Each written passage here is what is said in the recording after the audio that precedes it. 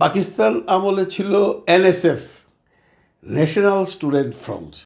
ওরা যেখানেই যাইতো থানা পুলিশ সালাম দিত। তারপরে আসলো ছাত্রলীগ, আওয়ামী লীগ, তারপরে আসলো এরশাদের পার্টি, জাতীয় পার্টির কোনো নেতা হইলেই হয়েছে পুলিশ তাদেরকে সালাম দিয়েই কথা বলতো। তারপরে আসলো বিএনপি, ছাত্রদলও করছে। ইদানিংকালে হইল সমন্বয়কারী, বৈষম্য বিরোধী আন্দোলনের যারা সমন্বয়ক ছিল তারা হইল সবচেয়ে বড় রংবাজ। যেইখানেই গেছে রে ভাই, যেইখানেই গেছে যে পরিচয় দিলেই আমি সমন্বয়ক। পুলিশ ভাইও কিছু কয় নাই, আর্মি ভাইও কিছু কয় নাই। আমরা এমনও দেখছি সমন্বয়করা আমাদের সেই গর্বিত সেনাবাহিনীর সামনেও উল্টাপাল্টা কথা বলতেছে। সেনাবাহিনীর অফিসার ভদ্রলোক চুপচাপ শুধু শুনছে, কোনো রকম কিছু বলে নাই। কারণ কি, সবার মধ্যে একটা আতঙ্ক ছিল এই সমন্বয়করা দেশ স্বাধীন করছে বা এই আন্দোলন করছে, এদের অনেক ক্রেডিট আছে। আচ্ছা ঠিক আছে, এক্সকিউজ করি। এই এক্সকিউজ করতে করতে করতে করতে এমন জায়গায় চলে গেছে সমন্বয় পরিচয় দিয়ে আপনার বাড়ির ভিতরে ঢুকে যাব। ঢুকে ভাই তুই আওয়ামী লীগ করস, এই তুই সন্ত্রাসী ছিলি, এই তোর বাড়ি চেক করুম। লুটপাট করছে তো, বহুত প্রমাণ আছে, আপনারা দেখছেন। এতদিন কেউ কিছু বলে নাই, পুলিশও কিছু বলে নাই। ধীরে ধীরে পুলিশ শক্তিশালী হয়েছে। আর্মির মধ্যে একটা এখন জেদ আসছে যে যেভাবে আর্মিকে অপমান করা হয়েছে 32 নম্বরে বাড়ি ভাঙার সময়, ভুয়া ভুয়া বইলা, তাদের মনে কি কোনো দুঃখ নাই? They are waiting for the time, proper time. সেনাবাহিনী কিন্তু সময় মতেই আসল তীরটা মারে, হুদাহুদি চিল্লায় না। আজকে নাহিদ ইসলাম সাহেব একটা বক্তৃতা দিয়েছেন, সমন্বয়ক বলতে আর কিচ্ছু নাই, সমন্বয়ক শেষ। বৈষম্য বিরোধী আন্দোলনের সমন্বয়ক ছিল আমাদের, সেই আন্দোলন শেষ। এখন সমন্বয়করা যারা আছে বা বৈষম্য বিরোধী আন্দোলনে যারা ছিল তারা একটা পার্টি গঠন করছে। এখন আর সমন্বয়কের কোনো ভূমিকা নেই, বলা মাত্র অ্যাকশন। কি বলছিল নাহিদ, আগে এটা শুনি। এখানে কিন্তু বৈষম্য বিরোধী ছাত্র আন্দোলন আর আগের জায়গায় নেই। সেখান থেকে একটি ছাত্র সংগঠন তৈরি হয়েছে, একটি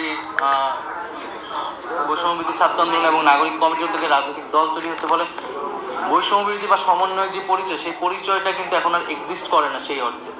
ফলে আইন শৃঙ্খলা বাহিনীর কাছে আমাদের ইয়া থাকবে, যাতে এই পরিচয় ব্যবহার করে কেউ যদি অপকর্ম করে তারা তাদের আইন অনুযায়ী ব্যবস্থা নেবে। এই একটা কথাই না যে কোনো লোক যদি সমন্বয়কারীর পরিচয় দিয়ে কোথাও যায়, কোনো কিছু করে, তাহলে আইন শৃঙ্খলা রক্ষাকারী বাহিনীকে অনুরোধ করা হলো আপনারা আপনাদের অ্যাকশন নেবেন। অ্যাকশন শুরু হয়ে গেছে। এই ঘটনার মানে নাহিদের এই বক্তৃতার পরেই ঘন্টা 2-3 পরে কলাবাগানে ঘটে গেছে আরেক ঘটনা। সমন্বয়ক পরিচয় দিয়া একটা কনস্ট্রাকশন ফার্মের মালিকের এখানে অ্যাটাক করছিল। আপনারা খবরটা দেখছেন, যারা না দেখছেন তাদের জন্য একটু দেখাই দিই। প্রতিষ্ঠানে হামলা ও লুটের অভিযোগে বৈষম্য বিরোধী আন্দোলন কলাবাগান থানার আহ্বায়ক সহ 14 জনকে আটক করেছে যৌথ বাহিনী।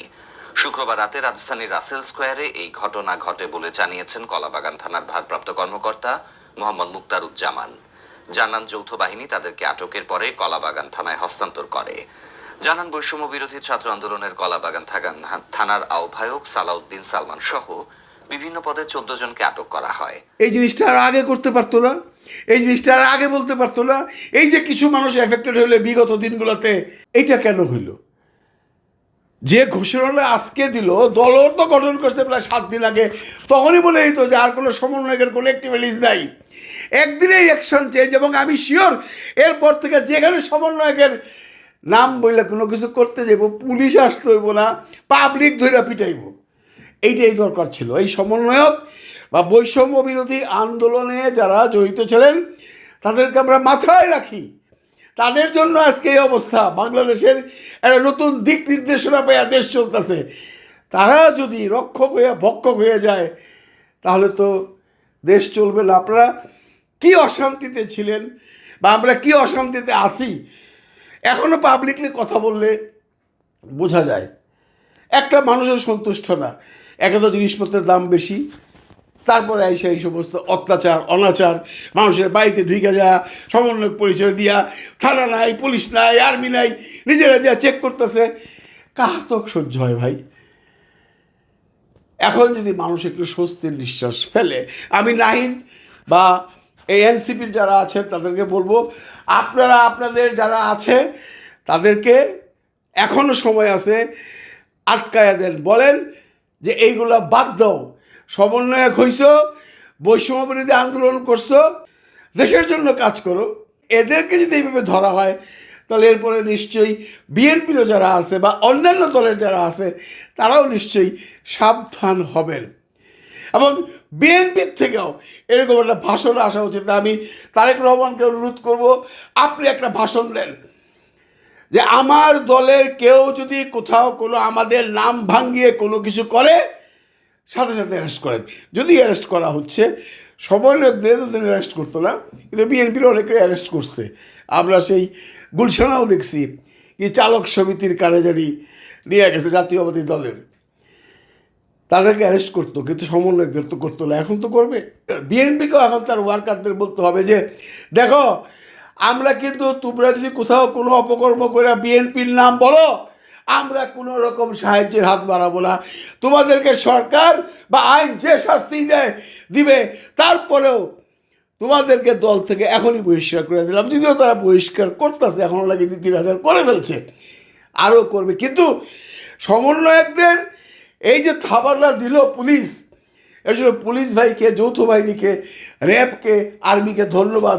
মানুষ যদি একটু স্বস্তি পায় ভাই, রোজা রমজানের দিন মানুষ রোজা রাখে, সারাদিন রোজা রেখে বাড়িতে যাওয়ার পথে বা রাস্তায় যদি ধরনের গণ্ডগোল দেখে বা নিউজে যদি যায় দেখে যে আজকে ওইখানে আন্দোলন, আজকে ওইখানে অ্যাটাক, আজকে ওইখানে লুটতরাজ, আজকে ওইখানে খুন খারাপি, মানুষের তো এই রোজা রমজানের দিন কোনো কিছু ভাল লাগে না। সবাই এই দিনে একটু রোজা রাখতে চায়, নামাজ কালাম পড়তে চায়, আল্লাহর নাম নিতে চায়, ভালো সংবাদ শুনতে চায়।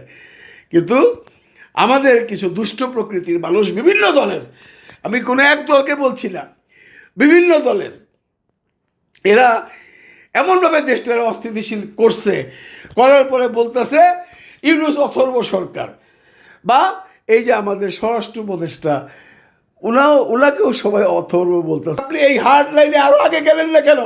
এই ছাত্ররা যারা এই বৈষম্য বিরোধী আন্দোলন করছে বা যারা সমন্বয়ক, আমি আবারও বলছি তাদের আমরা মাথায় তুলে রাখবো, কিন্তু তাদেরকে যখন মানুষের বাড়িতে যায় তারা অ্যাটাক করবে, লুটতরাজ করবে, কেউ ক্ষমা করবে না। অন্যায় অবিচার যারা করবে তারা আওয়ামী লীগ, বিএনপি না, তারা সমন্বয়ক না, তারা দেশের শত্রু।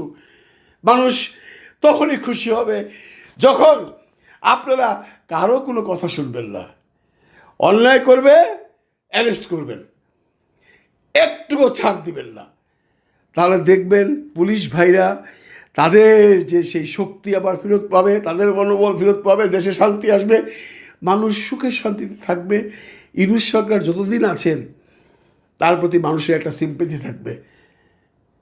ভালো থাকবেন সবাই, ভালো রাখবেন সবাইকে। খোদা হাফিজ।